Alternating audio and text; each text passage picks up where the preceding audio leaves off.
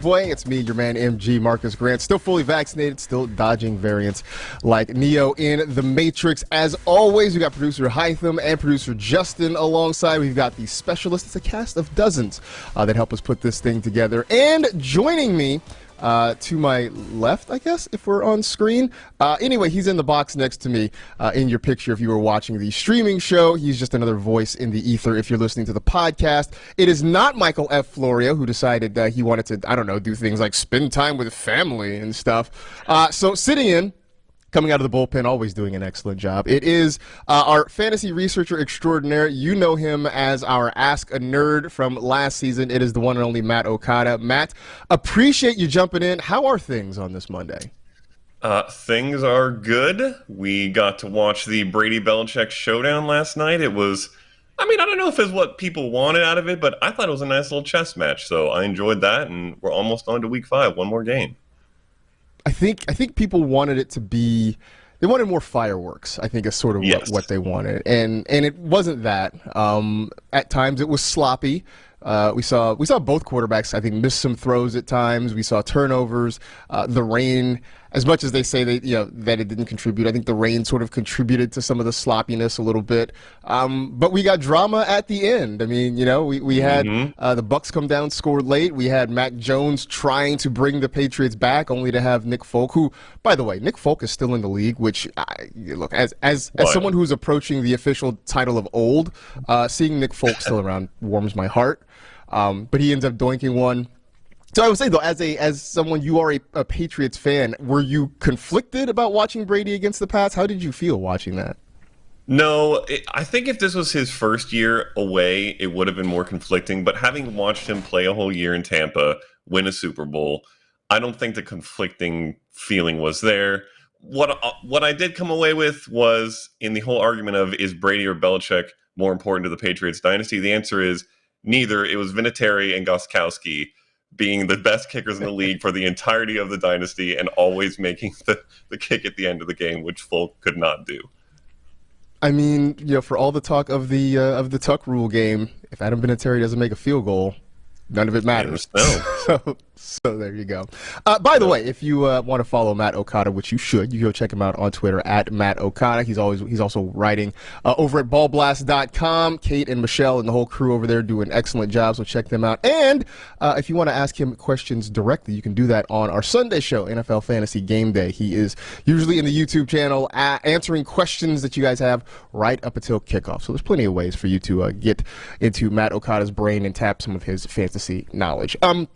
Got plenty coming up on the show today. We will debate Sam Darnold versus Daniel Jones, two guys who have really stepped up this season, both on the field and in fantasy. We'll ask if it's time to sell high on Jonathan Taylor, and, of course, we'll break down the Monday Night Football game between the Raiders and the Chargers. That one should be a really good one in the NFC West. But first, let's start the show off with a few fantasy headlines. We will start with David Montgomery, who was having a huge game for the Bears against the Detroit Lions on Sunday, but ended up leaving the game in the fourth quarter with a knee injury. Now, the early reports via Ian Rappaport and others that it is a hyperextension and not a serious injury. He will have an MRI later on Monday, although the preliminary talk is that he could miss at least a couple of weeks. So, believing that he's going to be on the shelf for at least some period of time, Matt, how do we feel about Damian Williams as a fill-in? We feel okay. Iffy at best. Here's the thing. Damian Williams has had some tiny stretches of fantasy production, usually in the fantasy or real NFL playoffs, because he was mostly a backup. And he's looked good in those times. But those were also with the Chiefs on the best offense in the NFL. The Bears are not that, despite looking better, obviously, this week than they did the previous week. I don't know if he can do what David Montgomery was doing, which was just looking incredible regardless of how the offense looked and putting up fantasy points. I think he'll be okay, but I'm not going to be locking him in as an RB2. I think that's fair. I keep going back to the fact that for David Montgomery, this is year 3 in the NFL. And I feel like we talked about him in the offseason as though he was some, 7 or 8 year vet who had just been a journeyman. This was a guy that was still sort of figuring the game out. And I think it clicked for him midway through last season. And I don't think that whoever steps up next in his absence is going to be able to kind of fill that void accurately. Williams is doing a nice job filling in that Tariq Cohen role, catching passes, being a change of pace back. I don't know that you can expect much more from him than that. I would say, if you've got David Montgomery, it probably behooves you to go out to the waiver wire and pick up Damian Williams, just in the event that Montgomery's gone for an extended period of time. But expecting anything close to that same level of production is probably asking a little bit too much. In San Francisco, or Santa Clara, whatever you want to call it, Jimmy Garoppolo ended up leaving the game against the Seahawks with a calf injury. Now, the reports are he actually suffered the injury sort of early in the game and tried to gut it out. But early in the second half, Kyle Shanahan made the move to Trey Lance.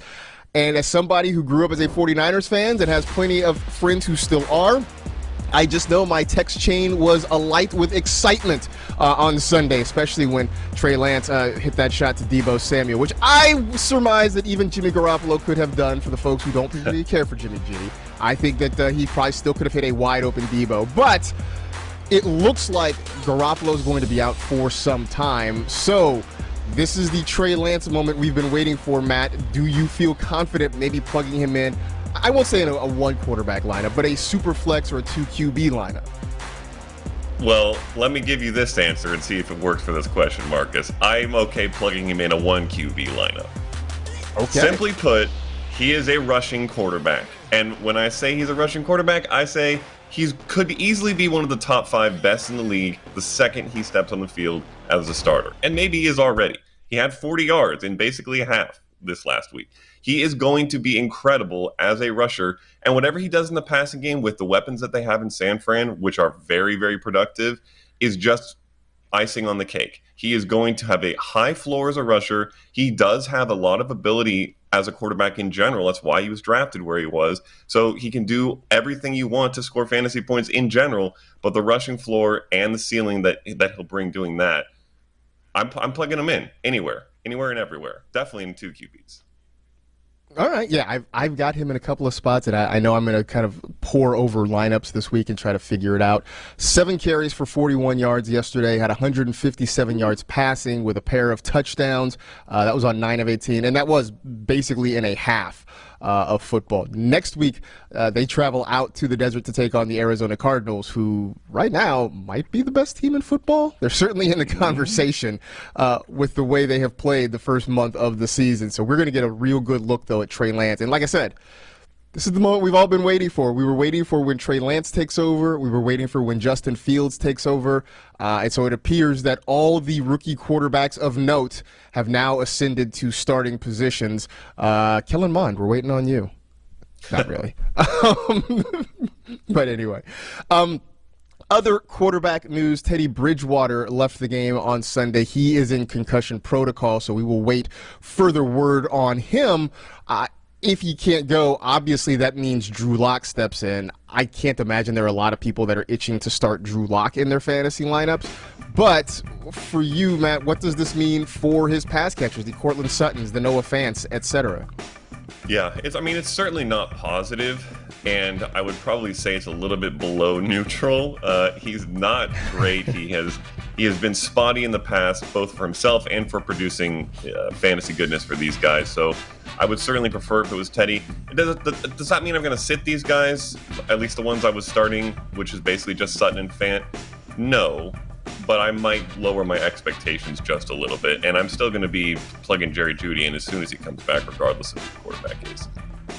Definitely waiting on Jeudy to come back. They do have the Steelers next week. In fact, 2 of their next 3 games are against the Steelers and the Browns, both on the road. So that's something to kind of keep in mind. Now, hopefully for Teddy, it's not a serious situation. I know he's in the protocol. We'll see how long it takes for him to return. But, it's always nice to kind of look ahead and see what's coming down the road when you're sort of making some of these long-term decisions for your fantasy roster. All right, that gets us to things I learned as we look back on what happened over the weekend and some of the performances that we saw, things that we kind of took away and how we maybe apply them going forward. So, Mr. Okada, what is something that you learned just by watching football yesterday? Yeah, I mean, very simply, DJ Moore is a bona fide elite wide receiver one. We're talking top 5 at this point. I mean, 32 fantasy points after somewhere between 15 and 22 in each of the first 3 games. That you love to see. 11 plus targets in 3 straight, 8 catches in all of 3 of those games, and averaging 100 yards a game. You love to see all that. He's actually managed to get in the end zone this year 3 times already. His career high in a season is 4, so he's almost topped that. And simply put, Sam Darnold looks competent and Robbie Anderson does not. And those 2 things put together, along with DJ Moore's talent, means that he is unbelievably valuable for fantasy. So at this point, even with a potential for like a slight regression in targets when CMC comes back, Moore needs to be considered at or near the top tier of wide receivers, pretty much alongside the Diggses and the Kupps and the Hopkins and the Jeffersons. He is incredible. My hesitation on DJ Moore had been because of the Robbie Anderson thing, figuring that he and Darnold were going to have a connection, having played together with the Jets, and I wondered how that was going to impact it. I had no expectation that this was going to happen. You mentioned Robbie Anderson not looking good. Are we okay dropping him at this point? I think probably just not just because of how he looks, but just based on the target count. Like last year, he was targeted at an incredibly high rate. Right now, he's just not being, and that's just what Sam Darnold wants to do. He likes DJ Moore, so maybe I hold on one more week just in case. But pretty much, he's droppable. Yeah, just didn't see that coming at all. It has not worked out. He had 57 yards in the season opener. That has been his high watermark so far this year. What I learned is that at this point, Cordarrelle Patterson, until otherwise decided, is a start every week for you now. And that's a weird thing to say about a guy who has been in the league as long as he has and is only now experiencing his breakout. And for a guy that really is only playing about a third of the snaps, you would think that with what he did on Sunday, having the 3 touchdowns and what he's done all year long, that he would be dominating the snap share in the backfield. And that's not the case. It is still Mike Davis as the lead running back in Atlanta, but they have found so many different ways to use Cordarrelle Patterson that it's hard to keep him out of your lineup now. And I have lineups where I went on Sunday and I was like, well, I think he'll be fine. I'm not going to play him. I probably have rued that decision if I go back and look again. Right now, he's just doing so many different things. And Matt, I was saying before we started, it's confusing because he's listed as a running back. He's wearing number 84. He does a little bit of everything. But for an offense in Atlanta that really has been kind of lackluster, they really have figured out how to unlock Cordarrelle Patterson, which I never thought we'd be talking about. Yeah, I mean, here's the thing with CPAT.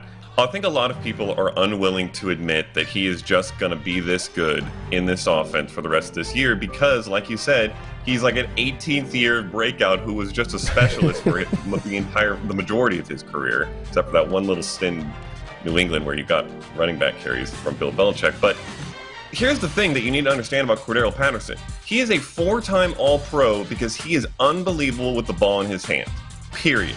His entire career he has been that. So the Falcons have now figured out, maybe we just give this guy the ball in space a few times a game and good things will happen. Shocker, they are. Good things are happening. That first touchdown we saw from him on Sunday was vintage Cordarrelle Patterson making people miss like almost no one in the league can. So as long as he keeps getting these touches, which he is, and I don't even need him to get the snap count that we would like in order to get the touches he's getting, he's going to turn them into fantasy value. He's going to be startable. I agree. I just remember a few years ago when he was in Minnesota, and I think was it Mike Zimmer? Somebody said, it was Norv Turner said, we've got a package of plays for Cordarrelle Patterson. We all got excited, and then in week 1 he scored on a reverse touchdown. We're like, it's all happening, and then nothing else happened. But for whatever reason, Arthur Smith and the Falcons have figured out how to make Cordarrelle Patterson a thing. And like I said, until further notice, consider him having a spot in your lineup unless you have some better options, which right now you probably don't. Time to take a break. We'll come back and we will look at some of the top performers, including Cordarrelle Patterson, from Week 4 as we get you ready for the rest of Monday here on the NFL Fantasy Football Show presented by Subway.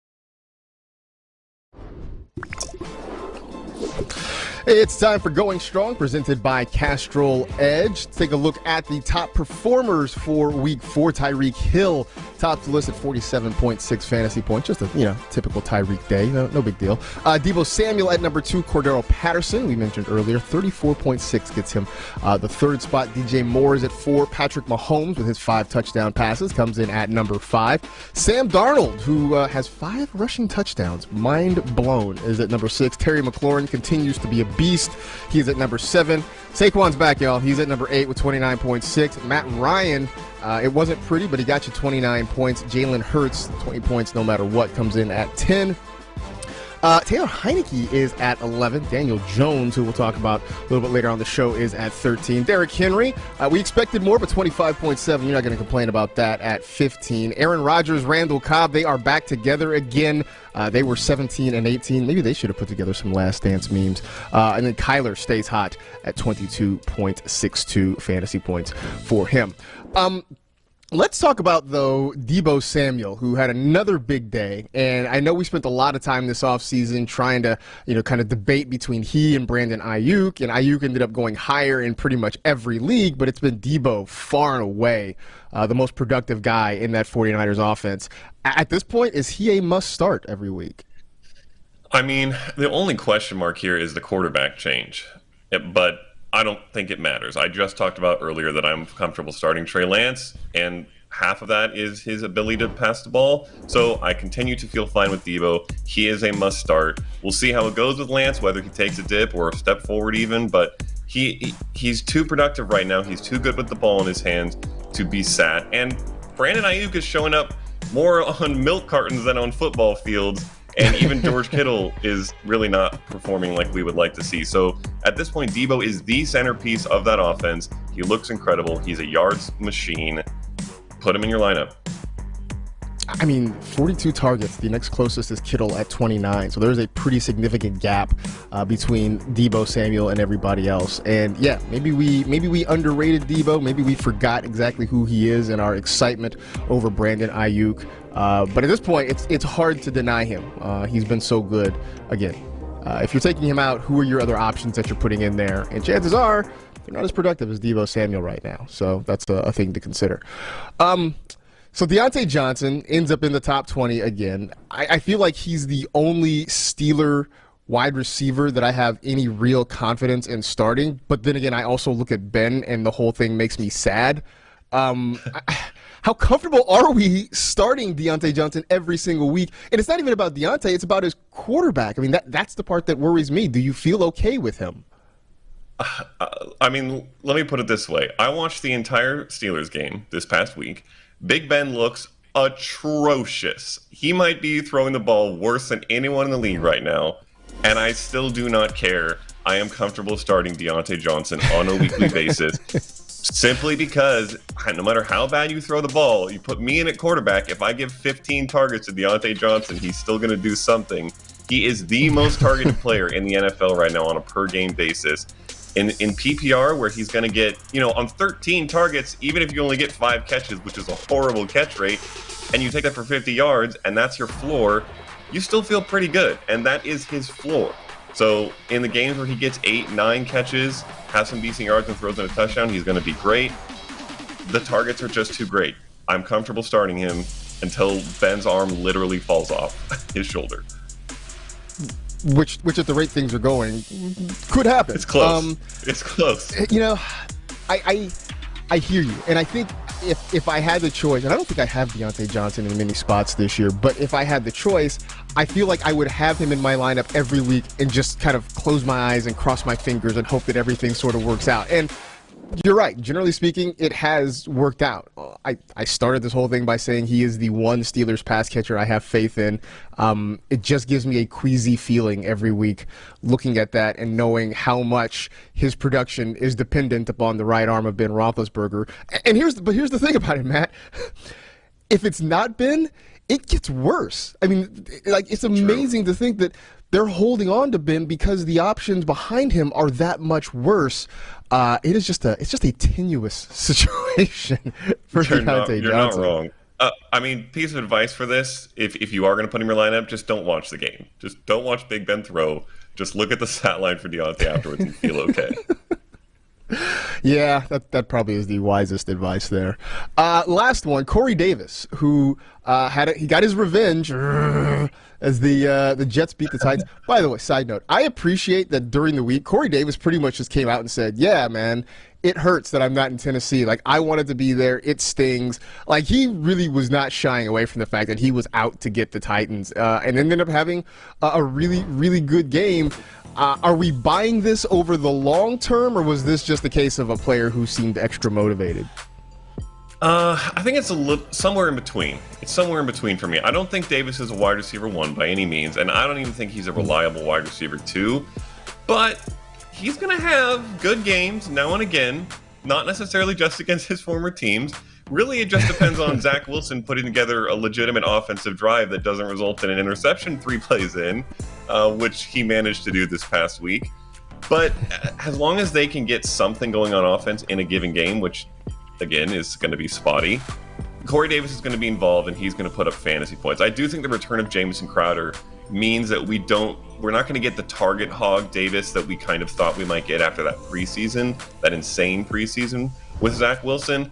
But I think he'll still be useful. I'd still consider him a strong flex option, if not a plug-and-play wide receiver 2. I think the thing to keep in mind that on Sunday he had 4 catches for 111 yards. That's great.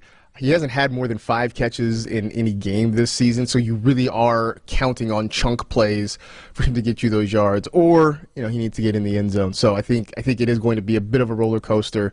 I am curious to see, with Crowder back and how this offense sort of gels. It was nice, by the way, to see Michael Carter get some work, especially down near the goal line. That was kind of refreshing. But we'll keep an eye on Corey Davis.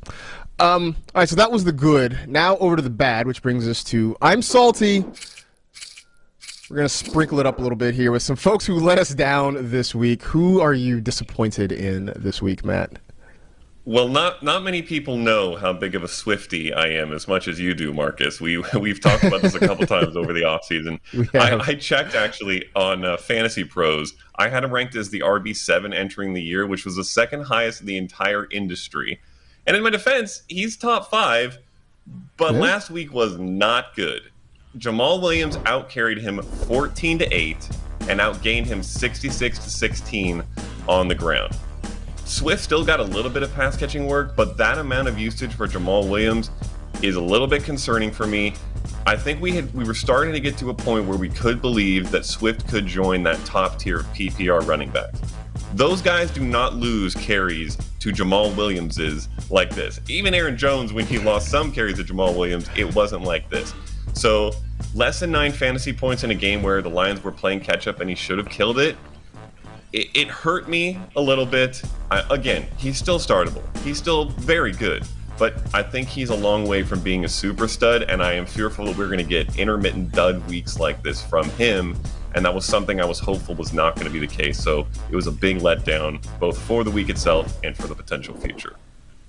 Those were the kind of games that I was really worried about DeAndre Swift having. Now, I think the trick for him is to minimize the number of games like that he has. If he can have more games like he did the first couple weeks of the season, fewer like he had on Sunday, then I think you really are onto something, and I think your devotion to DeAndre Swift is justified. By the way, are you a Taylor Swiftie as well, or just a DeAndre Swiftie? I'm early stuff. Early Taylor, I was a big fan of. Kind of lost me a little bit when things went more poppy. Got it. All right, that's fair. I'm a little bit salty with CeeDee Lamb. And maybe I shouldn't be salty with him so much as it is just that, look, the Cowboys have so many weapons.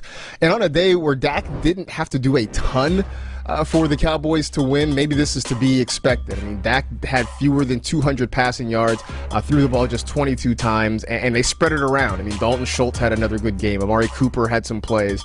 Cedric Wilson had a couple of catches in this one. So, maybe this was just a situation where it just wasn't Lamb's day. I really feel like he's a guy that the ceiling is really high in any given week, so it's hard to sit him. And look, credit the Panthers defense, too, which has looked very good so far this season, even though they lost. They gave up 36 points. I get it. They gave up 36 points to one of the best offenses in the league. I don't think there's any shame in that. But yeah, I was left wanting more. I may end up taking an L because of it, because I didn't get much out of CeeDee Lamb. But there's no reason to worry, right? The last 2 weeks have not been great for CeeDee Lamb, but there's no reason to panic at this point, is there? Not in the sense that, we're taking him out of our lineups or anything like that, but, we talked about things we learned earlier. One of the things I learned from this week is that this Cowboys offense is not going to be what we thought it was going to be based off the first 5 weeks of last season, when this defense was awful and Dak Prescott was throwing for 500 yards a game. This defense is no longer awful. Trayvon Diggs might be the best player on defense in the league right now. And as a result, they are running the ball, they're doing it well, and Dak is being extremely efficient, throwing touchdowns at a beautifully high rate, but not posting 400-yard games on the regular. And that just means we're not going to get the 2 top 15 wide receivers out of CeeDee and Cooper that we thought we might be able to get coming into this year. So he's still going to be great. He's still got you plug in every single week. But I think we're going to have some intermittent rough games switching off between him and Cooper. Also, the tight end is just out of nowhere super productive, which is not good unless you're a Dalton Schultz owner. Yeah, Dalton Schultz has stepped up. I know we were kind of debating if it would be Dalton Schultz or Blake Jarwin, and through 4 weeks, the answer appears to be Dalton Schultz. Also, Trayvon Diggs' kid was the breakout star of Hard Knocks, and I just imagine him going nuts every time he sees his dad get an interception, which has been a lot so far this season. All right, let's step away for a quick break. We'll come back and we'll play a little bit of true or false, including figuring out what we're doing with Jonathan Taylor after he had a pretty nice game on Sunday. Stick around for more of the NFL Fantasy Football Show.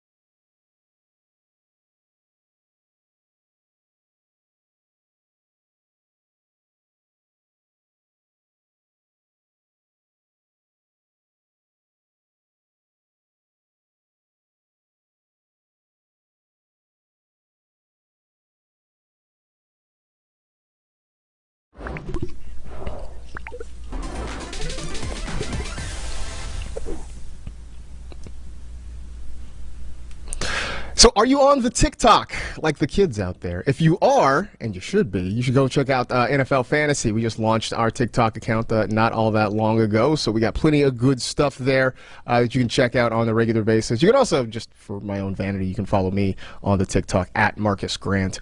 I put a couple things there. I use some. Shout out to the research team. Shout out to Matt Frederick. Shout out to Matt Okada, who hooked me up with some stats that I turned into TikToks. It involved me dancing. It's a whole scene. You can come and point and laugh if you want, but just watch them. That's all I'm asking. So go check it out on the TikTok there.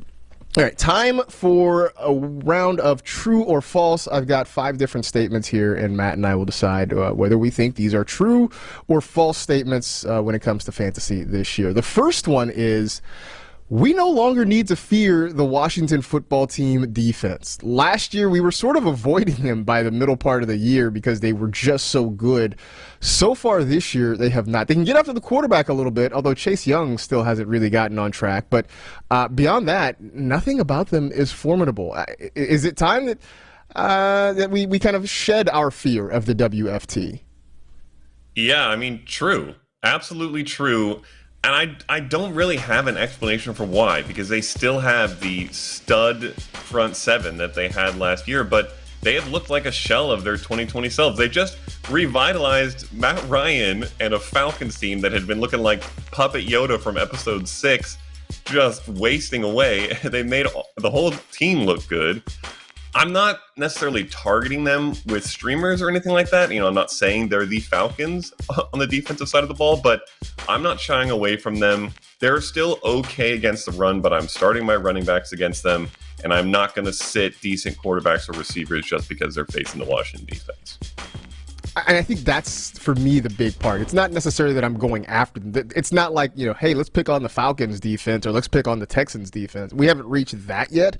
But in the past, it was like, ooh, I don't know if I want to start this guy against Washington. Now I'm like, that's Washington. Let's give him a shot. I think it's fine.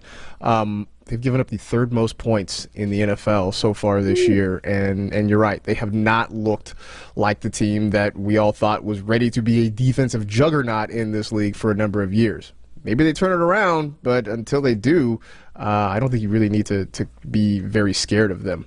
On the other side of the ball, we talked about Terry McLaurin just continuing to be a beast. I know it's only week 4, and there's still a lot of season left to go and off-season and what have you, but when we get to, say, July or August next year, will we be talking about Terry McLaurin as a first-round wide receiver? Ooh. It will probably depend a little bit on who the quarterback is, because we don't necessarily know. But I'm not sure that it should. If you just watch this guy play football, it is not hard to tell. He is one of the best in the game at the wide receiver position. He is dominant in every way. Absolutely brilliant wide receiver. And he's been stuck with bad quarterback play and on relatively bad offense now. Will that change? Probably not.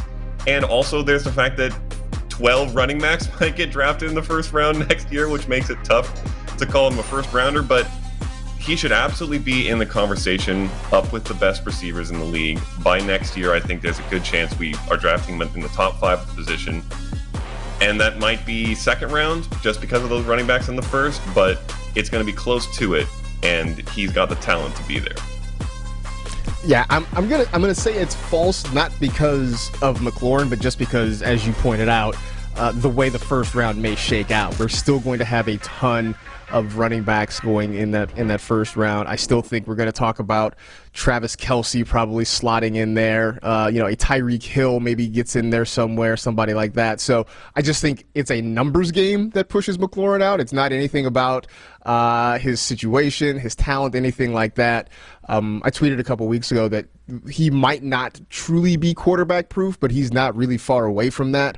When you look at the guys that he's played with and the fact that he has been productive all throughout his career. So I'm going to say he won't be, but like you said, he will be in the conversation. And if I'm in a draft and somebody slides him in at 12, I'm not going to think it's crazy. At least, unless something catastrophic happens back half of the season, it just feels right. Jonathan Taylor can score touchdowns. It is a thing that can happen. I've seen it with my own eyes. It happened on Sunday. He finally had a good game that we have been waiting for nearly a month. So now that it's happened, it's time to sell high on Jonathan Taylor. True or false? Big false. Not necessarily because Jonathan Taylor is going to be everything we thought he was, but this game just returned him to the value at or just below where you drafted him. So I think selling now is a net loss. I think he will continue to be better. The Colts offense appears to mildly be figuring itself out to a degree. It looked a little better this past week. Interestingly enough, they had injuries on the offensive line that maybe helped him. Quentin Nelson was out for the first time in his career, and they've been running behind Quentin Nelson at a crazy rate. And don't get me wrong, Quentin Nelson's one of the best guards, one of the best offensive linemen in the league, but they seem to maybe mix it up a little bit more. Maybe that will help them learn that you don't just want to stuff it behind your best guard, try to mix it up a little bit, get him the ball in other ways. And I think he will continue to be a little bit better. Again, it may be a situation where you are selling him at some point, but I don't think it's right now just because the value is not quite there yet. First 100-yard game of the season, 103 on the ground, 20 fantasy points this week for Jonathan Taylor. And you're right, I wouldn't quite make the move for Taylor just yet. But if he has another good game, I don't know, maybe I think about it. I guess I'd have to watch and see exactly how it progresses. I will say, though, that Nyheim Hines has been way more of a presence than I anticipated, and I don't anticipate Hines going away at all. I know somewhere Adam Rank is probably smiling because he has been the biggest Nyheim Hines stan that you can find. We wanted more out of Jonathan Taylor. We did not expect him to be the RB20 after the first 4 weeks of the season, and I think you're right. If you make the move now, you're not going to get the kind of value for him that you hoped. So stay the course. Hopefully this is the start of good things, and maybe it becomes so good that you just don't want to move Jonathan Taylor. So that would also be a net positive, I think, for a lot of folks. That may be the case. If you do feel that you want to, though, mark your calendars for October 17th. That's when they play the Texans. You're going to be able to sell them after that game for higher than you did after this one. Trust me. Yeah, absolutely. Yep, that's where the value goes up after the Houston Texans come on the board. So true or false? The tight end position has actual depth this year. Like we always try to tell ourselves that, and then we get to this point in the season where we lied. This year I felt like it was the opposite. We didn't tell ourselves the story that the position is deep, but this year there seem to be more viable players. So true or false? The tight end position has actual depth in 2021. I want to say true so badly because I just want for there to be some tight ends in this league that we can start besides the 3 we have to draft in the first 3 rounds. But here's the thing. For every Dalton Schultz that we add, we lose the consistency of George Kittle and Mark Andrews. So, sure, we've gotten a couple other guys that stepped up, but we don't have the guys who were supposed to have been stepping up as of yet. Even Travis Kelce had a bad game, but I'm not holding that against him at all. He's Travis Kelce, and Darren Waller I'm sure will pop off tonight. Those two might be the only guys that are just game-proof. But no, I'm calling it false. I will believe it when I have 10 guys who can average 13 fantasy points a game at the very least. Then I'll call it deep. Until then, this is still a hot mess of a position. I don't like it. Yeah, I think I just want it to be. I think I'm just wanting to will this into existence. I mean, I do like the fact that Dawson Knox has kind of been a thing the last couple of weeks, but then again, he still hasn't topped 50 receiving yards, right? I mean, the C.J. Uzomah game was fun, but really, who started C.J. Uzomah? No one started that. Nobody took advantage of that game. Mo Alley Cox ended up with a couple of touchdowns on Sunday. So maybe it is. Maybe it is still very hit or miss, and we don't have the consistency. You're right. George Kittle right now is the tight end number 10 so far this season. Mark Andrews is number 9. Look, we got Gronk at number 2, which I don't think anybody saw coming after the first 4 weeks. So maybe you're right. Maybe for the people we've gained, we've lost something. I don't know. So, all right, last one. True or false? it is time to avoid the Saints offense, except for Alvin Kamara. He's still at least viable, but everybody else on this offense, it's just time to step away from them. I'm going to say true here. As disappointing as Washington has been on defense, the Saints have been on offense, more or less. Again, except for Kamara, and even Kamara had that one absolute dud of a game. The thing is, there's just not enough offensive production to go around, even if we knew the right pieces each week. This is no longer the Drew Brees Saints of old. We have finally reached a Sean Payton Saints system that is not just running up and down the field and scoring points like crazy. But again, like, even if they were putting up better numbers overall, we just can't predict. Is it going to be Deontay Harris? Is it going to be Marquez Callaway? Is it going to be Juwan Johnson? I don't know. Someone's probably going to score a touchdown in that group, but I don't know who it is, and the yards are absolutely not there to make whoever else is not scoring viable. So I'm starting Kamara. I'm doing it happily, but that is it. I'm staying away from the rest. I think this is absolutely true. I have been on my own personal Jameis Winston watch because the first 3 weeks he didn't reach 150 passing yards. He got over that on Sunday. He got 226 passing yards. That was the good-ish news. The bad news is he only had one touchdown, and offensively the Saints just really haven't found a way to get it going. I thought coming out of the preseason that Marquez Callaway was going to be a thing. He really hasn't. Deontay Harris, as you mentioned, has kind of popped in. Juwan Johnson's had a touchdown, but it has been pretty bad.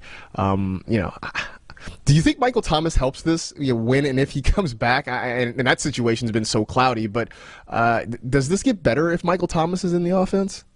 Yes, actually, it probably does. And once he's back, we can add another guy to this list. I'm pretty confident. I mean, Jameis Winston, we know, is a guy who can produce. He can put up numbers. So this is weird and odd, and I think it might have to do with the fact that he doesn't have a number one that he can feed. When Michael Thomas comes back, probably, that helps quite a bit. We can put him in our lineups too. I've been holding on to him in one or two leagues, just kind of waiting. Same. And we'll see. We'll see what happens, but it couldn't come soon enough for the Saints and for our fantasy rosters as well. Time for another break. We will check the waiver wire heading into Week 5 when we return on the NFL Fantasy Football Show presented by Subway.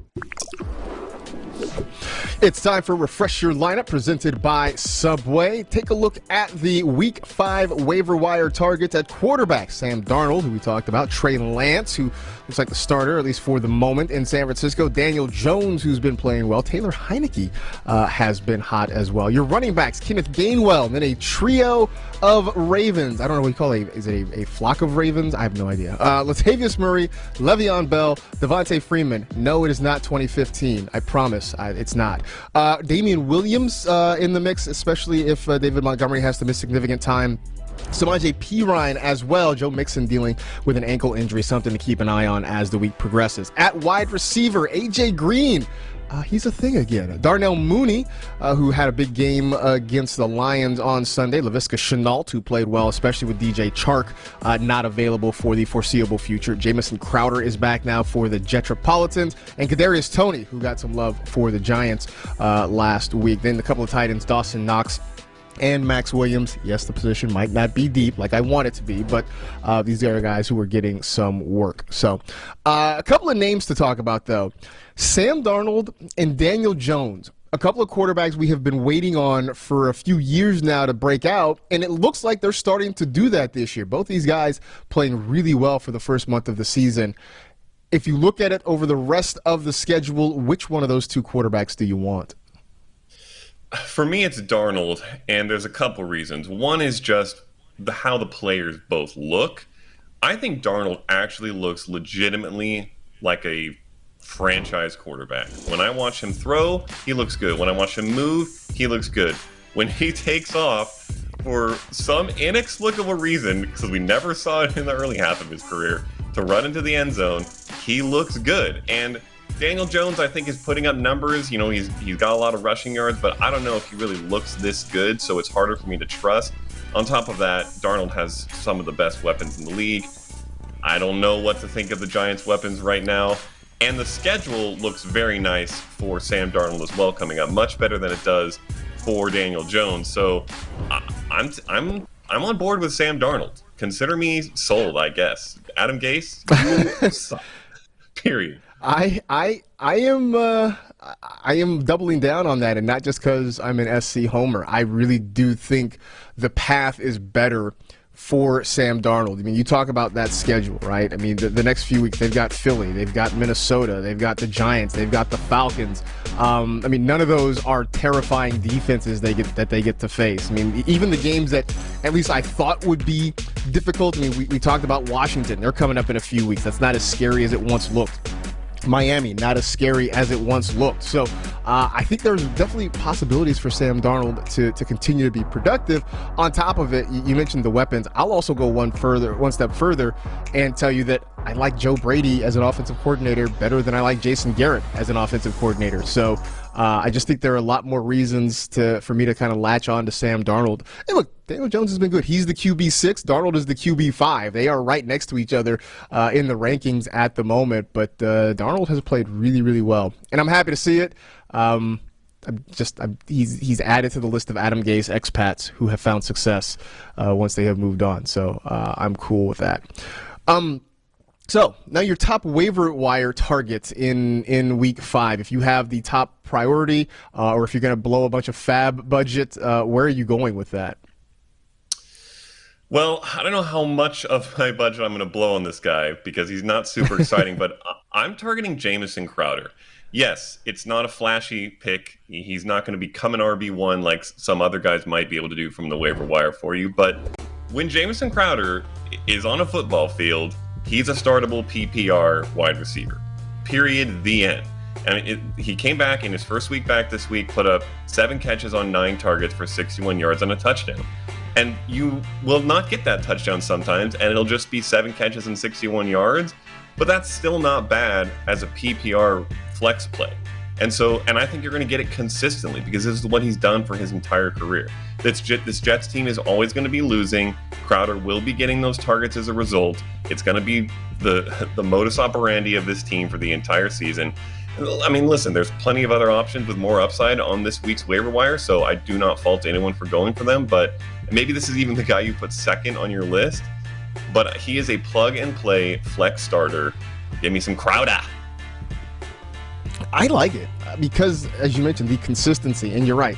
He's not a sexy name, right? People look at Jamison Crowder and it's like, But I think, especially if you don't necessarily have the top waiver priority, and if, let's say, you are a good team, right? You're 3-1, you're 4-0, and you know you're not going to necessarily get a lot of these guys. Crowder, I think, is a nice add because it is that consistency, that guy you can plug into the flex spot and be fairly confident you're going to get a good game from week in and week out. I am leaning toward Kenneth Gainwell myself, and we saw this past week that he outshined Miles Sanders, and I think he's starting to close the gap in terms of usage and production on Sanders. Sanders will still be the lead running back. I still think he's going to be the RB1, but I think that gap between he and Gainwell is going to close, in part because I think Gainwell's a little bit of a better pass catcher, and that's important in this Philadelphia offense. They want their running backs to catch the football. He has out-targeted Sanders through the first 4 games of the season. I think that trend is going to continue, and it just seems like they're starting to find more ways to use him and more things to do with him. And so, he's not going to be a guy that's going to pop in there as your RB2 and you're going to start him every week and he's going to get you 18 to 20 points. But I think he could be a nice add, a nice piece that can flex sometimes for you, and that when you have guys injured or on bye, you can plug him in and he can get you some nice numbers there. So keep an eye out for him. I felt like he should have been drafted in a lot of spots, but I get it. But now you have a reason to go out and get Kenneth Gainwell, so you should probably do that.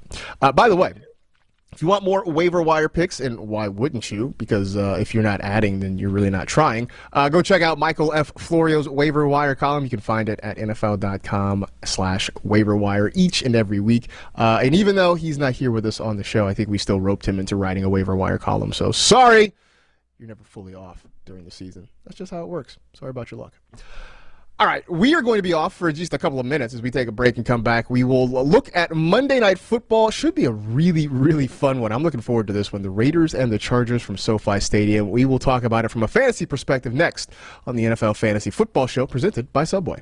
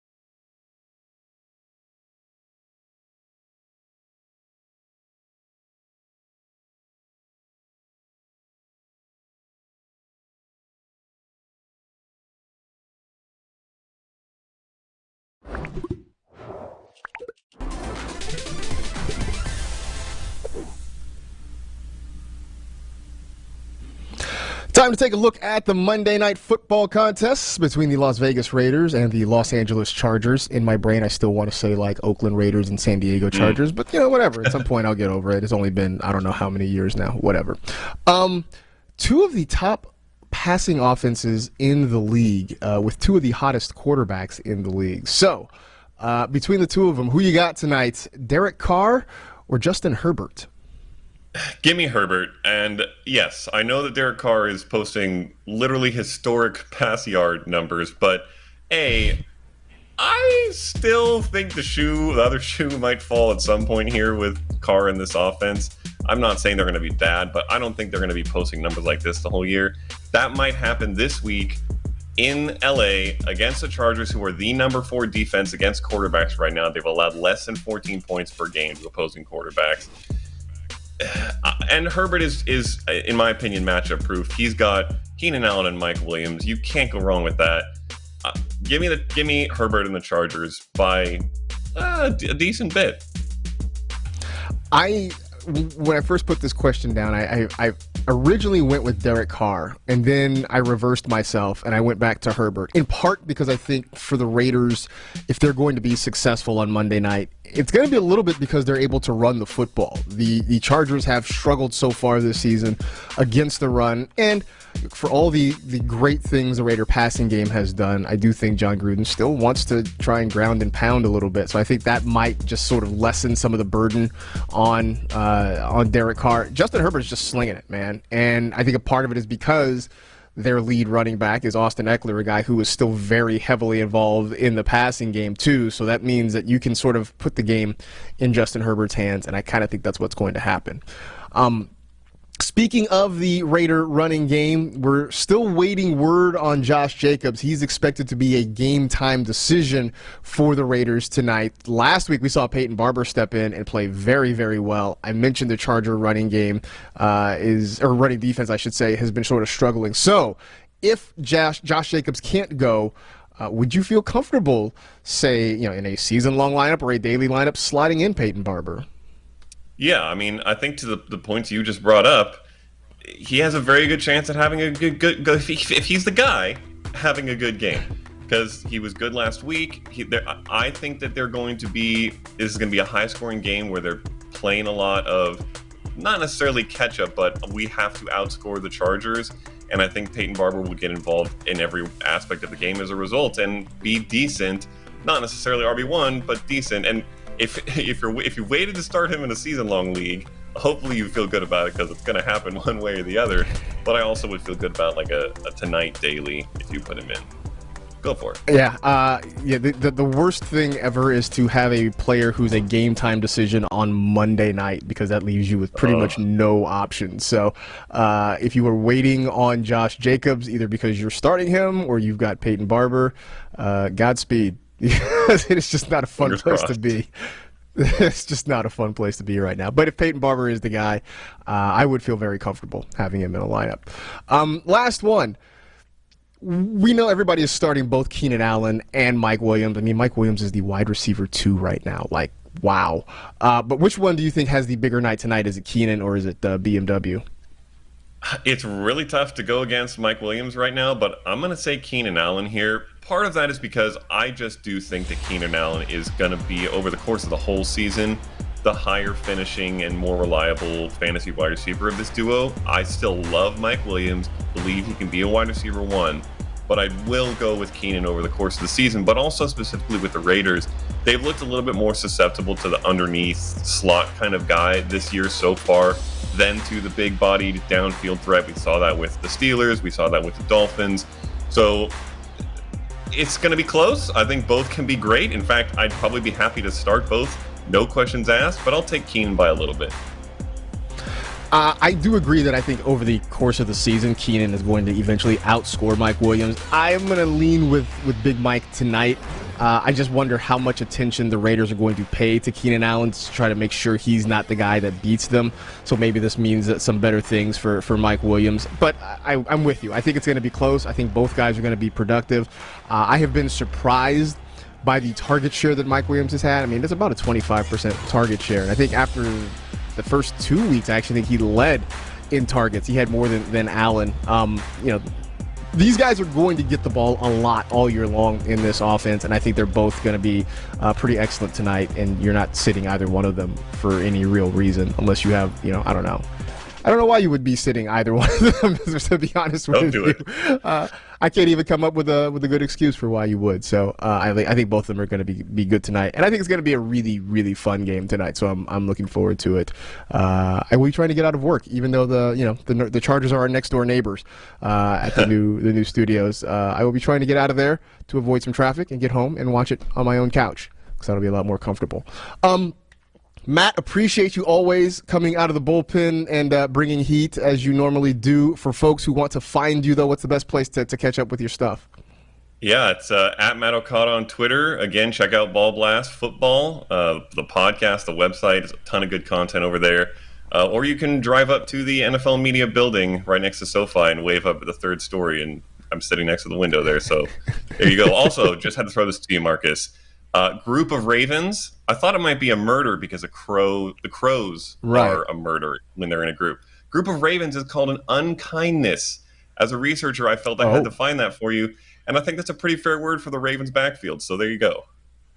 They have historically been unkind to opponents, and this year I think they've been unkind to fantasy managers trying to figure out exactly what's happening. So yeah, appreciate that knowledge on our way out, because for us, that is it. We are done. We appreciate you hanging out with the NFL Fantasy Football Show presented by Subway. You know the drill. Tell two friends to tell two friends. Rate, review, and remember, if no one buys a ticket to a movie, do they still show it?